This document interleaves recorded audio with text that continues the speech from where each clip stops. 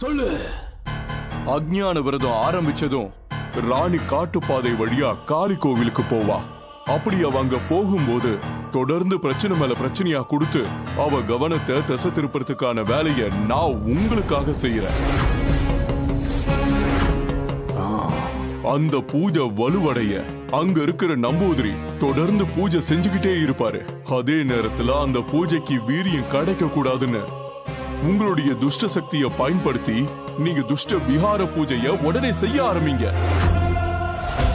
ஒரே நேரத்துல நாம 2 பேரும் கொடுக்கிற நெருக்கடியில அந்த ராணி நம்பூதிரி 2 பேருடைய கவனத்தையும் திசை திருப்பிடுவோம். ஒருவேளை அவங்க கவனம் திசை திரும்பி அந்த விரதத்தை நல்லபடியா முடிக்காம போயிட்டா ராணி காளி வேஷம் போடவே முடியாது, வேட்டைக்கும் போக முடியாது.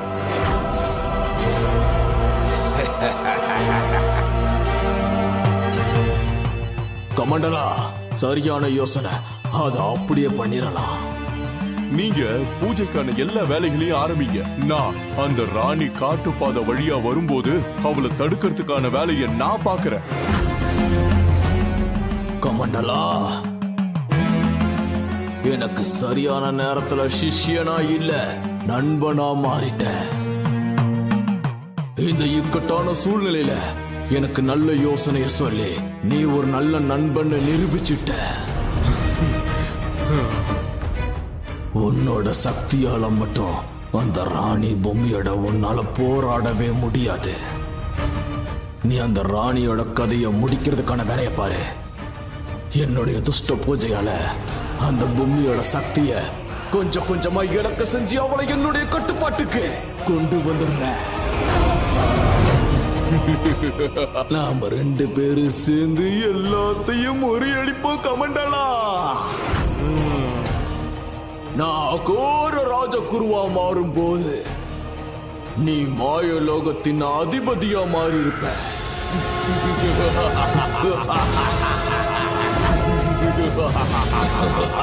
நீ நினைக்கிறது கற்பனையில கூட நடக்காது. ஆமா, ஒரு காலமும் பூமி அத்த நடக்கவே விட மாட்டான். இதுக்கப்புறம் நீங்க 2 பேரும் எனக்கு தேவையில்லை. உங்க 2 பேரை விட்டு வைக்கிறதுல எந்த பலனும் கிடையாது.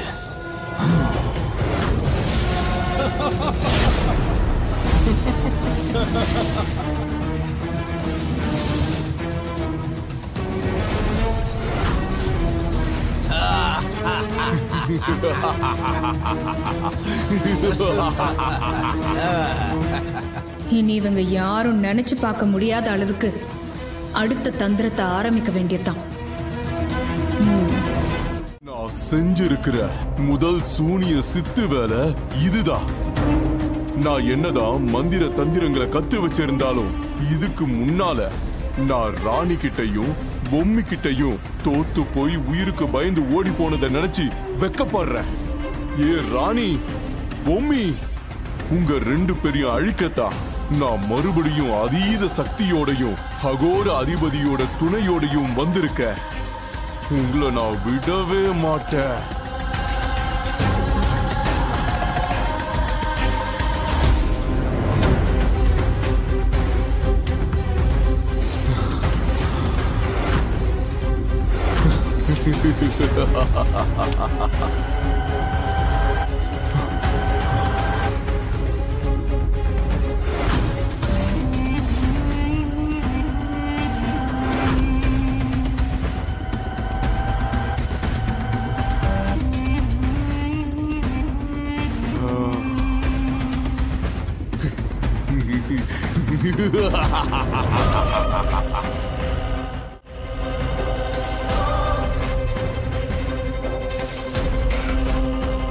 ராணி,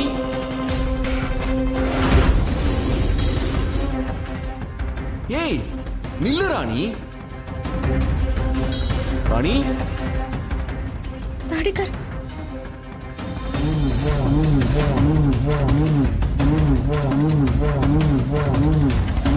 ஏ ராணி, நான் கூப்பிட்டே இருக்கேன், நீ திரும்பி பார்க்காம போயிட்டே இருக்க. இல்லையே,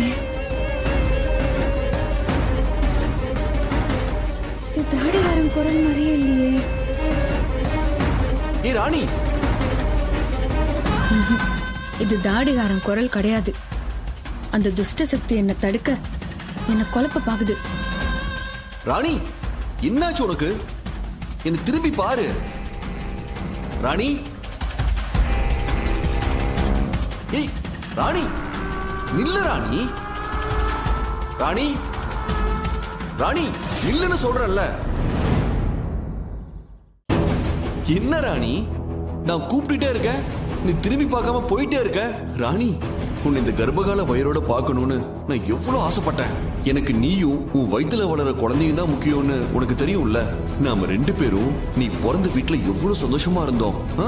அதையெல்லாம் நீ மறந்துட்டியா? அந்த நம்பூதிரி இந்த சடங்கெல்லாம் முடிஞ்சதுக்கு அப்புறம் தான் உனக்கு கர்ப்பகால வயிறு வரும்னு சொன்னாரு. ஆனா அதுக்குள்ள என்ன ஒரு மந்திரவாதி கல்லாக்கிட்டு காணாமாக்கிட்டான். எல்லாத்தையும் மீறி நான் உன்னை பார்க்க வந்திருக்கேன். ஏன் ராணி என்ன திரும்பி பார்க்க மாட்டேங்கிற? ராணி, என்ன பாரு ராணி. ராணி, ராணி என்ன திரும்பி பாரு ராணி. ராணி, உண்மையிலேயே தாடிகாரனா தான் இருக்குமா? கடவுளே, என்ன பண்றதுன்னு தெரியலையே. ஏய் ராணி, நான் உன் தாடிக்காரன் தான் கூப்பிடுறேன். நீ என் உயிரை காப்பாத்த தானே இவ்வளவு போராடுற. அதான் நான் இப்ப திரும்ப வந்துட்டேன்ல.